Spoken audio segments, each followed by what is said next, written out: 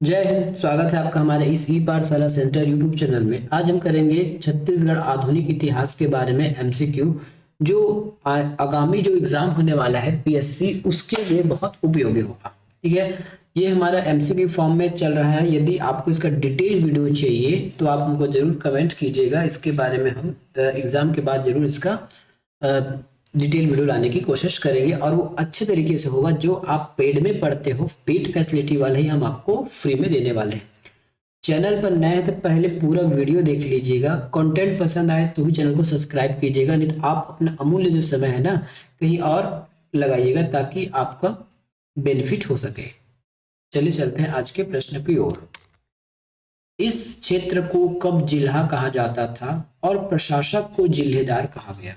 ठीक है, आपको पता है जिला कब कहा गया? जब रघुजी तृतीय जो है वयस्क हो गए, है ना। जब वो वयस्क हो गए तब अपना राजपाट संभाले, और वो भी छत्तीसगढ़ में आके शासन नहीं किए थे। ठीक है, छत्तीसगढ़ में आकर शासन नहीं किए थे। जिस प्रकार से अन्य जो राजा थे उन्होंने सूबेदारी व्यवस्था लाया था, उसी प्रकार से ये जो आरथरी थे, मतलब रघुजी तृतीय थे, वो स्वयं ना आकर जिलेदारों के द्वारा या फिर किसी व्यक्ति के माध्यम से छत्तीसगढ़ के प्रशासन को संभाला, और उस व्यक्ति को कहा जाता था जिलेदार, और छत्तीसगढ़ को उस समय कहा जाता था जिला। ठीक है, तो ये कब हुआ? तो ये 1830 से 1854 तक हुआ। 54 के बाद तो वैसे भी अंग्रेजों ने पूरे अपने नियंत्रण में छत्तीसगढ़ को ले लिया था। निम्नलिखित में से कौन रघुजी तृतीय के शासन में छत्तीसगढ़ का जिलेदार नहीं था? कृष्णा राव अप्पा, ठीक है, कृष्णा राव अप्पा, गोविंद राव, केशव गोविंद और इंदुक राव। इसके पहले आपको पूरे जितने भी जिलादार थे उसका नाम आपको याद होना चाहिए। हम यहाँ पे क्रमवार लिख देते हैं। इसमें था कृष्णा राव, कृष्णा राव, ठीक है, कृष्णा राव अप्पा। अप्पा के बाद थे हमारे अमृता राव, अमृत राव, अमृत राव, ठीक है। अमृत राव के बाद थे हमारे सदरुद्दीन, सदरुद्दीन, ठीक है। सदरुद्दीन के बाद आए थे दुर्गा प्रसाद, दुर्गा प्रसाद, ठीक है। और उसके बाद आए थे इंदुक राव, इंदुक राव, ठीक है। छठवें नंबर पर आए थे सखाराम बापू, सखाराम बापू, ठीक है। सातवें नंबर पर आए थे गोविंद अप्पा, ठीक है, गोविंद, सब में अप्पा लगा लीजिएगा, गोविंद। और आठवें नंबर पर आए थे गोपाल राव, गोपाल राव। तो इतने जिलादारों की व्यवस्था या फिर नियुक्ति किया गया था रघु जी के द्वारा। ठीक है, अब देखिए गोविंद कृष्णा राव का नाम है, गोविंद राव का भी नाम है, केशव गोविंद मेरे ख्याल से कहीं भी नहीं है। ठीक है, गोविंद है, गोविंद राव है, लेकिन केशव गोविंद कहीं नहीं है। इंदुक राव भी है, तो जिसकी नियुक्ति नहीं हुई थी वो था केशव गोविंद। धमधा के गोंड राजा के विद्रोह के समय नागपुर के भोसला शासक कौन थे? नागपुर के भोसला शासक कौन थे? तो नागपुर के भोसला शासक थे हमारे रघुजी तृतीय। जिस समय धमधा के गोंड राजा का विद्रोह हुआ था उस समय नागपुर के राजा कौन थे? रघुजी तृतीय। अगला प्रश्न, सॉरी, छत्तीसगढ़ में मराठा शासन काल में निम्नलिखित स्थानों पर विद्रोह हुए: धमधा, बरगढ़, कवर्धा और तारापुर। ठीक है, तो यहाँ धमधा में विद्रोह हुआ था। कब विद्रोह हुआ धमधा में? तो धमधा में 1830 में विद्रोह हुआ था। फिर उसके बाद बरगढ़ में जमींदारी विद्रोह हो गया। कब हुआ था ये 1833 ईस्वी में हुआ। उसके बाद विद्रोह हुआ था तारापुर विद्रोह, तारापुर विद्रोह हुआ था कब? 1842 से 1854 के ईस्वी के अंतर्गत। ठीक है, तो कवर्धा में कहीं भी विद्रोह देखने को नहीं मिला मराठा शासन के अंतर्गत। तो जहां तीन है उसको निपटा दीजिए, क्योंकि तीन तो है नहीं। तीन यहां भी है, तीन यहां भी है, तीन यहां भी है, तीन यहां भी है। ऑप्शन नंबर सी हमारा सही उत्तर। रघुजी तृतीय के शासन काल में 1830 से 1854 ईस्वी में छत्तीसगढ़ के निम्नलिखित कौन से विद्रोह हुए। धमधा के गोंड राजा का विद्रोह हुआ, बरगढ़ के विद्रोह का हुआ, तारापुर विद्रोह हुआ, मुरिया या फिर मुड़िया विद्रोह नहीं हुआ था।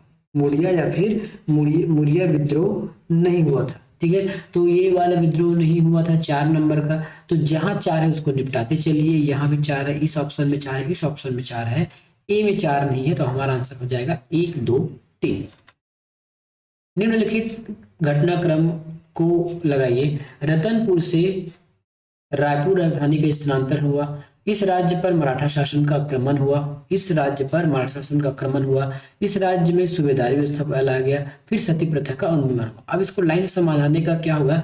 सबसे पहले कलचुरी वंश पर मराठा शासन का आक्रमण हुआ, तो पहले सबसे पहले आ जाना चाहिए हमारा 2 नंबर।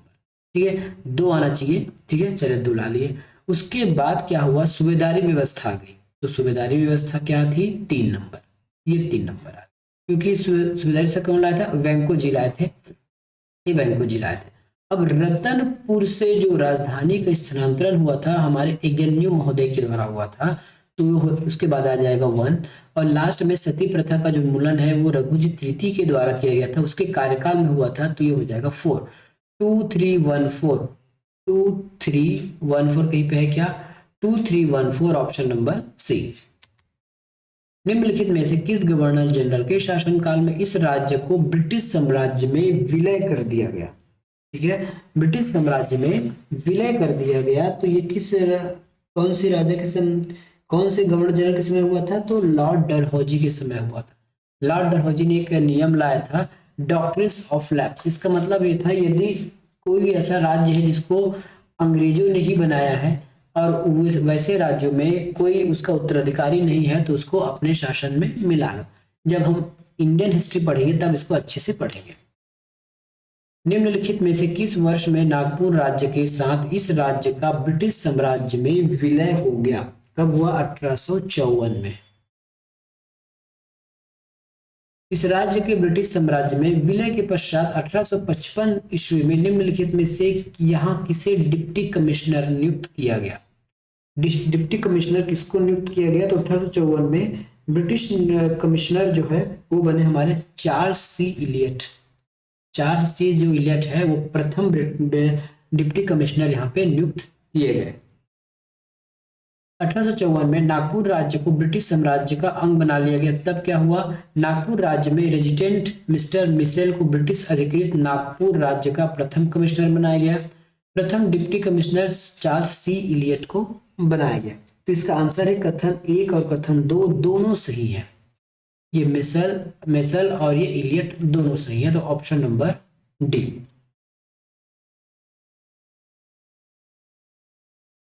छत्तीसगढ़ में तहसील व्यवस्था प्रारंभ किस ब्रिटिश अधिकारी ने किया था। तो तहसील व्यवस्था प्रारंभ जो है हमारे इलियट महोदय ने किया था। इलियट महोदय ने। ब्रिटिश साम्राज्य में विलय के पश्चात छत्तीसगढ़ में कौन सी व्यवस्था प्रारंभ हुई। ब्रिटिश साम्राज्य में विलय के बाद मालगुजारी, ताहूदारी, ताल्लुकदारी, तहसीलदारी या फिर इनमें से कोई नहीं, तो तहसीलदारी व्यवस्था लाया गया हमारे छत्तीसगढ़ में, है ना। अब इसका जो डिटेल है उसको हम डिटेल क्लास में कभी देखेंगे।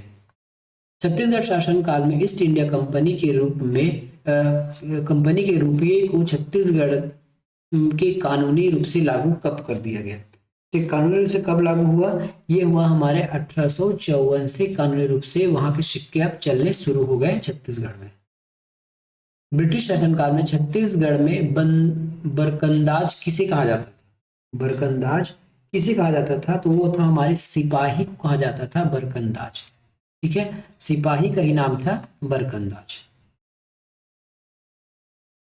1854 ईस्वी में के पश्चात छत्तीसगढ़ निम्नलिखित में से किन ताबूतदारियों का निर्माण किया गया। तो इसमें निर्माण किया गया था हमारे समय, है ना, 1854 के पश्चात की बात कर रही है, तो ये हो जाएगा डी 1 3 4, 1 3 और 4। लोरमी को नहीं बनाया गया था, सिहावा, खल्लारी और संजारी, सिहावा, खल्लारी और संजारी को बनाया गया था। Option number 1 3 4 option number D. Chhattisgarh में ब्रिटिश सत्ता की स्थापना के पूर्व निम्नलिखित में से ताहूदारी नहीं थी। तो संजारी ताहूदारी नहीं थी, सिरपुर था, लोरमी था और करेंगा। इस राज्य में ब्रिटिश साम्राज्य के प्रारंभिक चरण में किए गए कार्यों में असत्य कौन सा है? भूमि राजस्व का 3 साल बंदोबस्त किया करना, 1862 में छत्तीसगढ़ संभाग का गठन करना, पुरानी प्रशासनिक व्यवस्था को लागू करना, रायपुर और बिलासपुर में म्यूनिसिपल कमेटी का गठन किया जाना, इसमें से कौन सा असत्य है?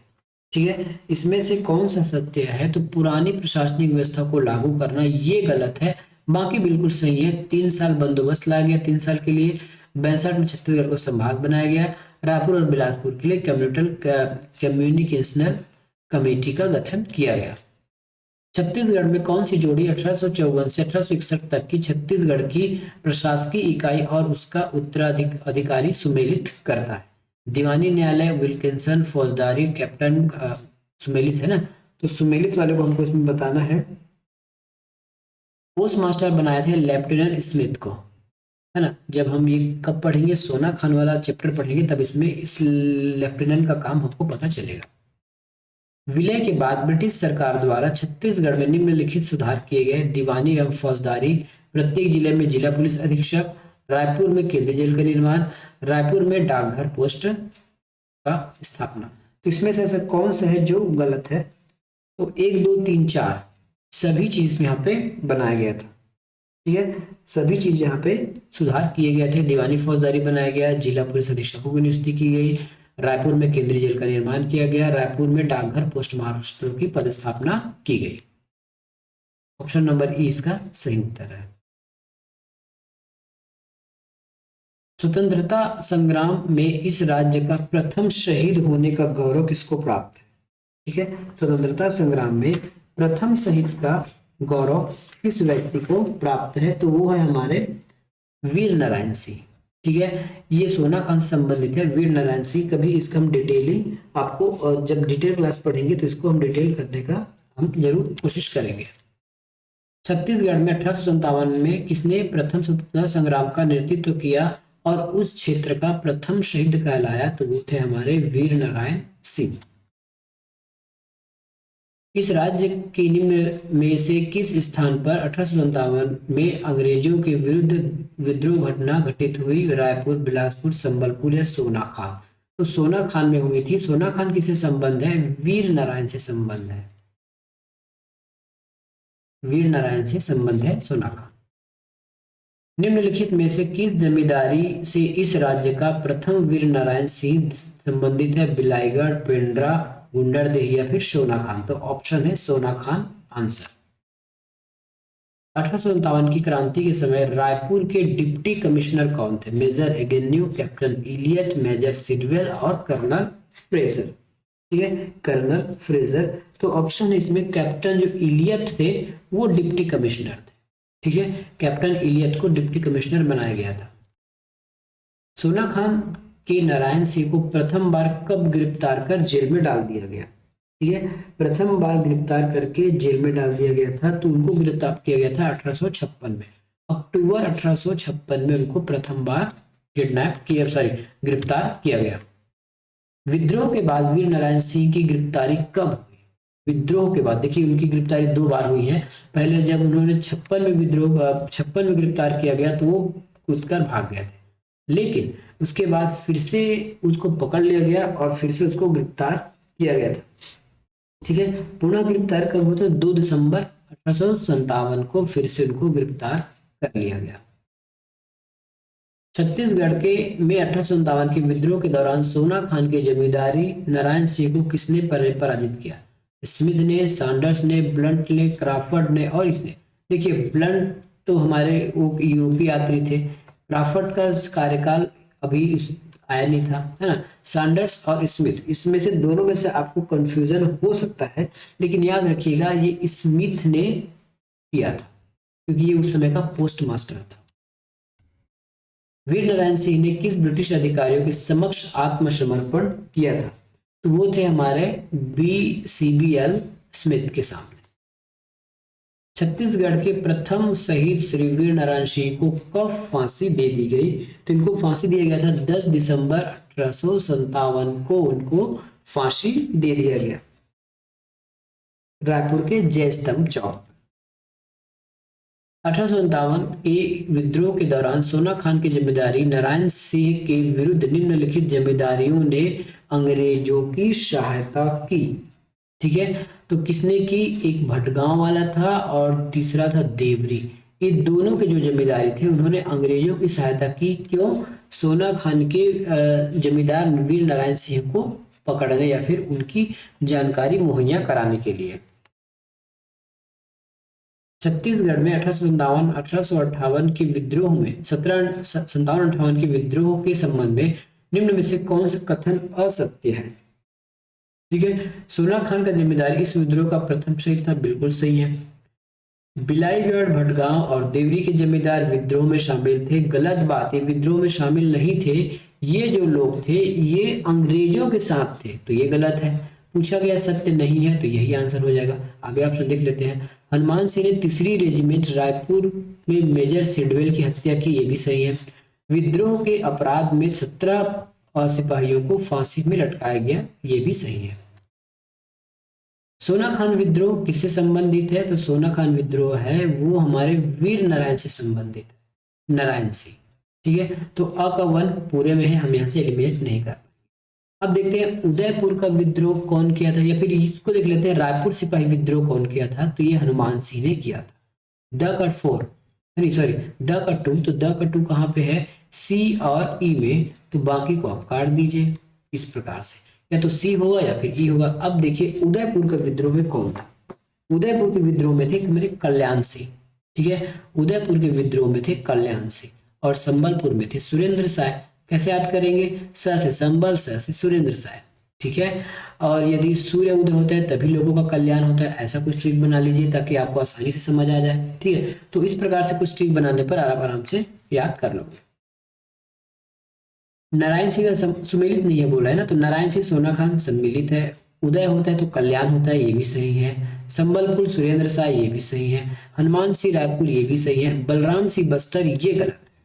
ठीक है, बलराम सिंह बस्तर ये गलत है, जबकि बलराम सिंह बस्तर न होके बरगढ़ है, बरगढ़। ठीक है, बलराम सिंह बस्तर न होके बरगढ़ है। तो इस क्वेश्चन से ये आपको 4-5 चीजें ज्ञान हो गया कि नारायण सिंह का संबंध सोना खान से, कल्याण सिंह का संबंध उदयपुर से है, सुरेंद्र साय का संबलपुर से है, बलराम का बरगढ़ से है। आसानी से जगह ब से बलराम, ब से बरगढ़, हनुमान सिंह का विद्रोह रायपुर से। 1858 में रायपुर में हुए सिपाही विद्रोह के नेता कौन थे? तो सिपाही विद्रोह के नेता थे हमारे हनुमान सिंह।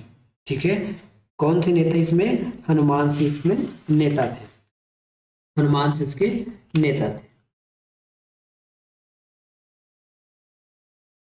प्रश्न कितने बार पूछा गया है? 13, 19, 15, 11।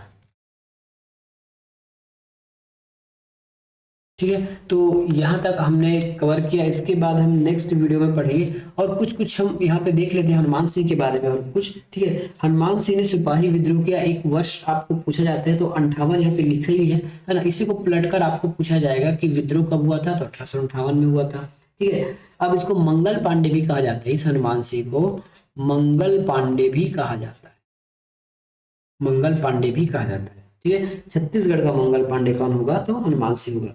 क्रांतिकारी हनुमान सिंह ने ब्रिटिश अधिकारी की हत्या की, तो किसकी हत्या की थी इसने? सिडवेल की हत्या की थी। ठीक है, किसकी हत्या की थी? तो सिडवेल की हत्या की थी। आपको कुछ इस प्रकार से प्रश्न बदल कर भी पूछा जा सकता है। ठीक है, कुछ प्रश्न ऐसे पूछा जा सकता है कि जो 1858 में जो सैनिक बगावत की थी वो किससे संबंध है, उसका रेजिमेंट पूछा जाता है। ठीक है, तो ये 3री भारतीय रेजिमेंट के थे। पिछले कुछ चैनल में हमने देखा है, ये क्या थे? 3री भारतीय रेजिमेंट, भारतीय रेजिमेंट। ठीक है, ये तो इस प्रकार से आपको इस क्वेश्चन को याद करना था। यही तक आज हम कंप्लीट करते हैं। उसके बाद हम आधुनिक इतिहास के कुछ और नए चैप्टर के बारे में बात करेंगे, जिसमें केवल अब अंग्रेजों की बात होगी, है ना। और 1861 से 1915, फिर उसके बाद असहयोग आंदोलन, भारत छोड़ो आंदोलन, स्वतंत्रता दिवस, झंडा फहराने वाला, वो सब हम आगे की वीडियो में देखते जाएंगे। इसके बाद हम मिलेंगे नेक्स्ट वीडियो में संभवतः कल। धन्यवाद।